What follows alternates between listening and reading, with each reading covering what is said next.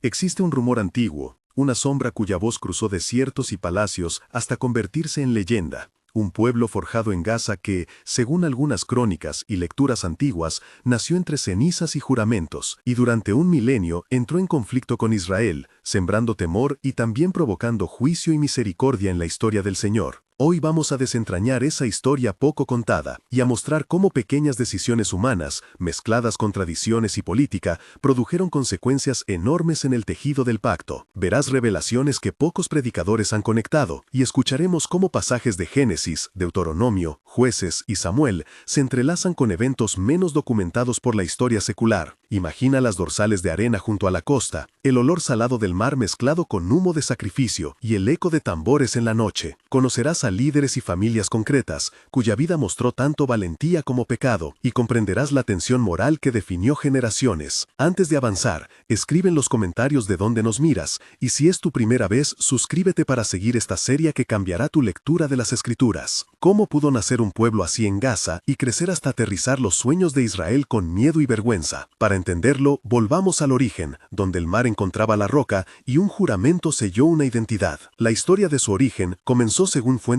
orales y referencias dispersas en un enclave costero cerca de la franja que hoy llamamos Gaza. La leyenda habla de un grupo de familias desplazadas tras conflictos de reinos vecinos, que se asentaron en cuevas y barcos averiados y que, en una noche de hambre, prometieron a sus ancestros una herencia que sería defendida con sangre si hacía falta. Sentiremos el viento frío que empuja el salitre, el crujir de maderas de embarcaciones dañadas, el sabor amargo de la sal en la boca, la piel curtida por la brisa y la vista de hogueras improvisadas. Entre ellos surgió un hombre llamado Azar, primer caudillo reconocido, un pastor que tomó la palabra y unió tribus con promesas de tierra y comercio. Azar no fue héroe perfecto, su infancia estuvo marcada por la pérdida. Cuando niño vio cómo su padre, Amón, era llevado por una banda rival y la madre, Adasa, sirvió de mediadora, regando de aceite las heridas para calmar el dolor. Esa infancia temprana le enseñó a proteger a sus sueños a cualquier precio. En su formación, Azar recibió lecciones de supervivencia y de negociación,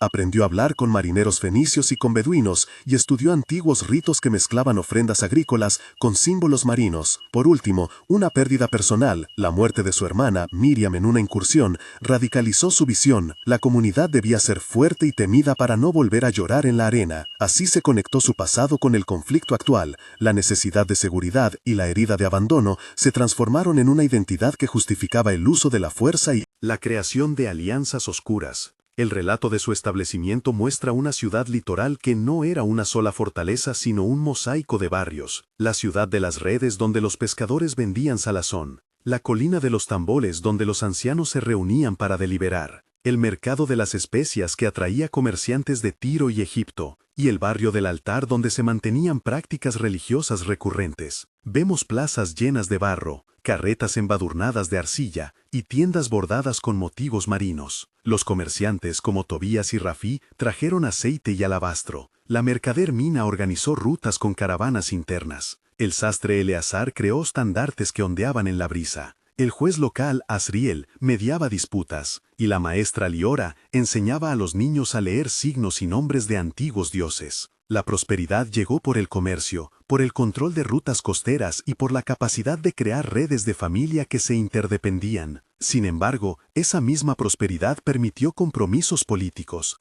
pactos matrimoniales, acuerdos de armas y favores que corrompieron tradiciones. En la descripción de su vida cultural percibimos el olor a pescado secándose al sol, el timbre de voces en dialecto, el sabor de panes de cebada, la textura rugosa de telas de lana y la vista de atardeceres rojos sobre muelles que prometían riqueza y guerra. La religión se organizó en torno a altares y símbolos sincréticos, donde una figura llamada Molkem, adaptada de nombres antiguos, ocupó un lugar central en la liturgia local. El culto ofrecía promesas de prosperidad a cambio de lealtad y sacrificio, y eso terminó en prácticas que la tradición bíblica apelaría como idolatría y abominación. Describiremos ceremonias que mezclaban incienso con sal marina, cánticos que resonaban como olas contra roca, tambores que marcaban el pulso de la comunidad, el sabor a dátiles y vino derramado sobre piedras, y la sensación pegajosa del aceite en la piel de los iniciados. Hay testimonios de sacrificios dramáticos que cruzaron la línea de lo aceptable a ojos de Deuteronomio y de la moralidad revelada,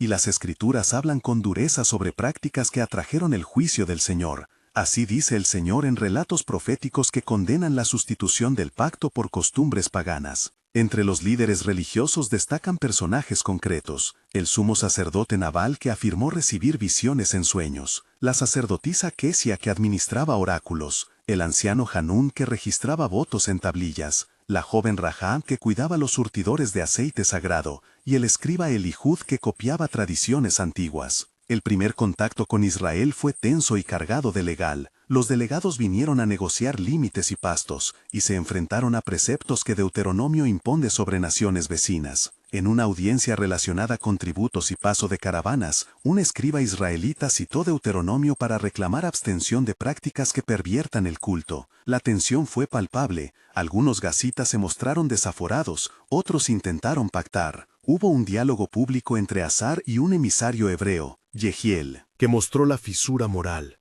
Las leyes del pacto exigían separación de cultos, y la escucha del juicio divino se imprimió en ambas comunidades.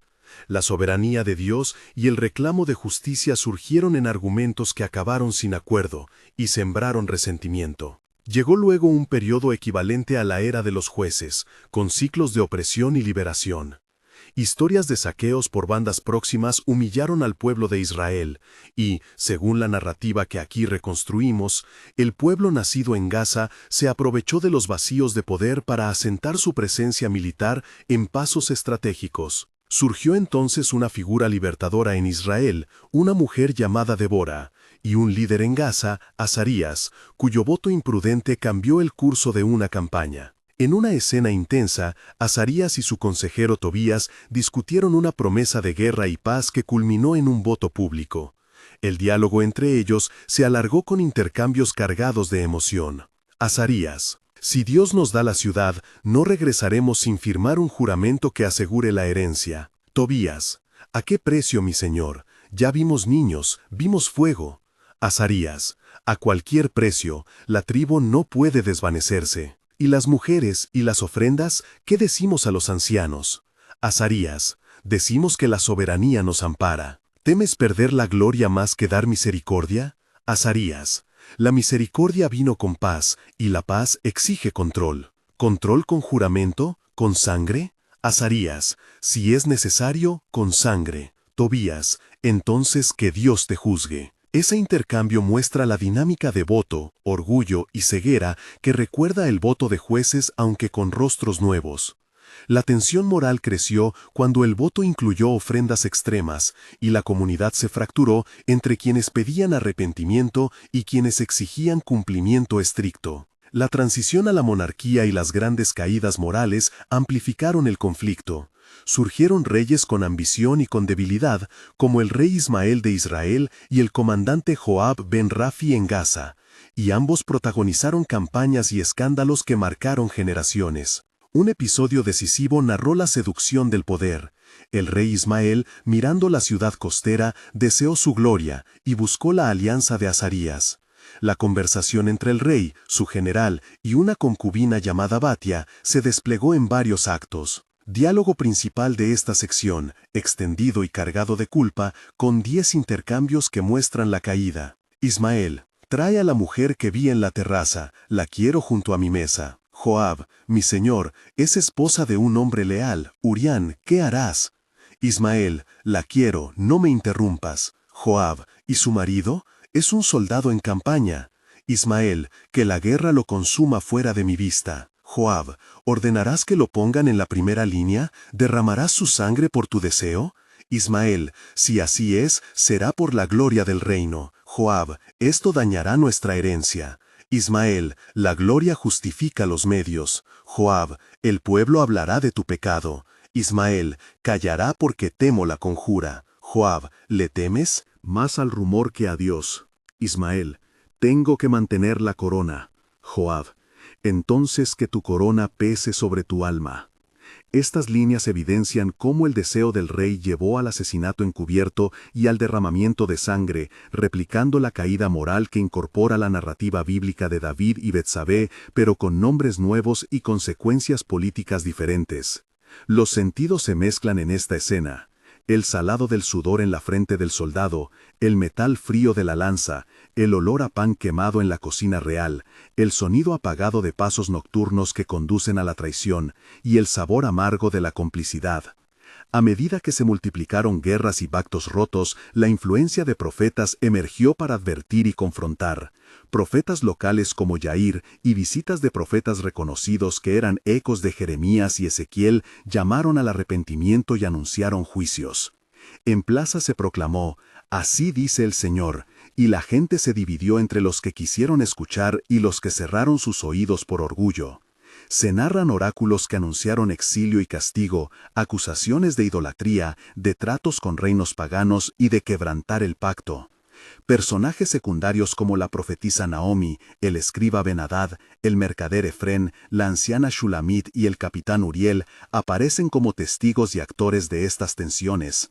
Naomi entregó cartas de amonestación, Ben-Hadad registró transacciones comprometedoras, Efrén facilitó rutas a mercaderes de templos, Shulamit cuidó a víctimas de incursiones y Uriel organizó la defensa de aldeas. La consecuencia fue el desplazamiento paulatino de comunidades, un cautiverio disperso y la eventual reflexión sobre restauración. Los momentos de tensión máxima se sucedieron en momentos concretos. Primero, la noche en que Azarías juró ante el fuego en la colina de los tambores. La escena se ralentiza, el olor a humo se vuelve casi físico y Azarías recuerda su infancia, la voz de su madre, el desprecio recibido y la promesa de nunca más ser humillado. Siente el conflicto entre piedad y orgullo y opta por un voto irrevocable. Segundo, la sesión en la corte de Ismael cuando se decidió el destino de Urián, donde la culpabilidad se curva como un peso en el pecho de Joab, y éste recuerda memorias de su propia hija perdida, lo que intensifica su vacilación y finalmente su complicidad. Tercero, la profecía pública leída por Naomi en la plaza que acusa a la ciudad del altar de Molquem. La multitud oye la frase «Así dice el Señor» y las piedras parecen responder. Algunos lloran, otros se enfurecen y el conflicto estalla en gritos. Cuarto, la batalla en un paso costero donde generaciones se enfrentan por control de ruta. Allí, la sangre en la arena activa recuerdos de asesinatos del pasado y priva a varios líderes de la capacidad de decidir con rectitud. Cada uno de estos momentos ocupa párrafos de tensión donde se exploran decisiones internas, visiones de memoria y la elección final que define destinos.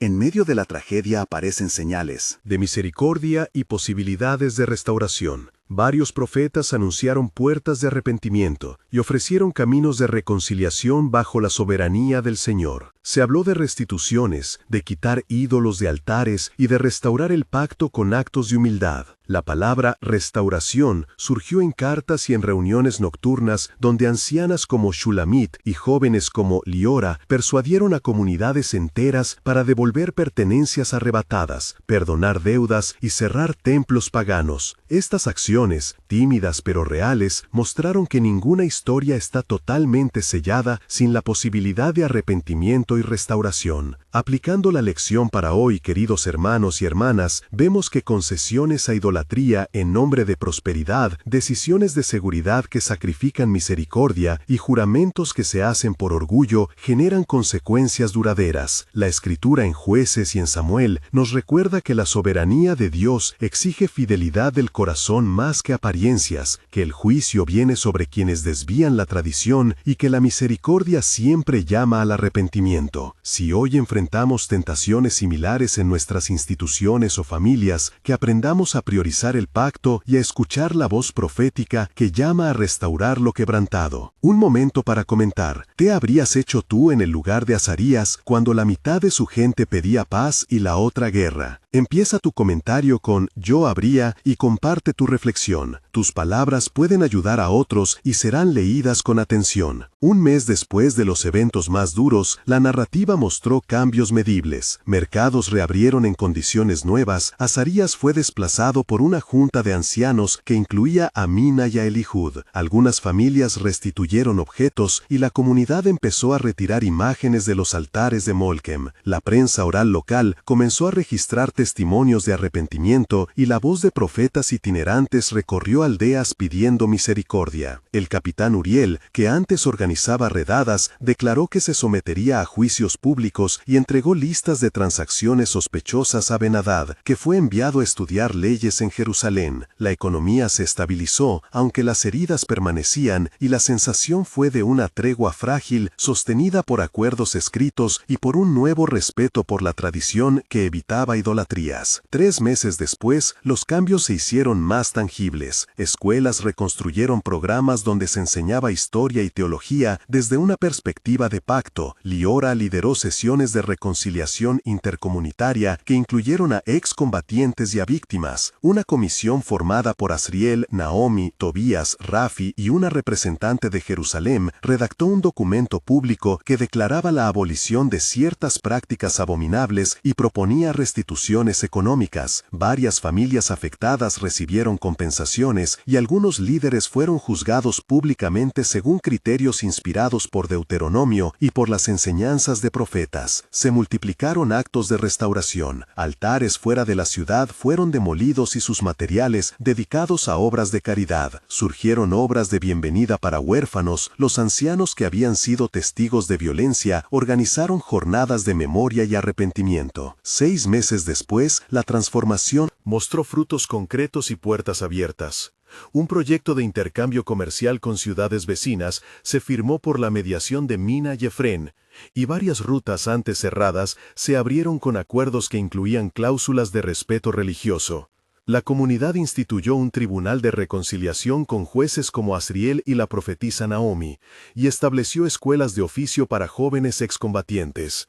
Además, 2 nombres claves que antes simbolizaban la división cambiaron de destino. Azarías vivía en reclusión y dedicaba sus días a reparar redes de pesca mientras escribía cartas de arrepentimiento que eran leídas en asambleas, y Joab había sido destituido y vivía en penitencia, ayudando a reconstruir viviendas destruidas. Estas transformaciones no borraron el pasado, pero abrieron puertas reales para restauración y esperanza, y nos recuerdan que la mano del Señor sigue ofreciendo misericordia a los que se vuelven con corazón humilde. Al cerrar esta narración, recapitulemos. Vimos nacer un pueblo en Gaza marcado por juramentos.